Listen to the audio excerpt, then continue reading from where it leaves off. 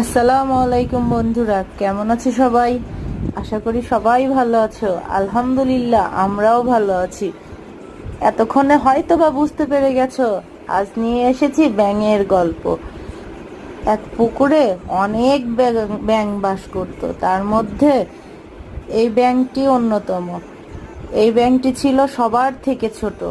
সে সর্বদাই সবার কাছে ছোট হয়ে থাকতো, তাকে সবাই অবজ্ঞা করত এবং কোনো ভালো কাজে তাকে অংশগ্রহণ করতে দিত না।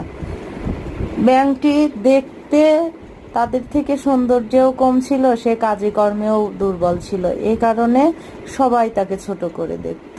সে জন্মগতভাবেই কিছুটা বিকল ছিল। যাই হোক বন্ধুরা, আমরা এই ব্যাঙের গল্প থেকে এটাই শিক্ষা নেব যে আমরা কখনো কাউকে ছোট করে দেখব না। ছোট করে দেখাটা কোনো উত্তম শিক্ষা নয়।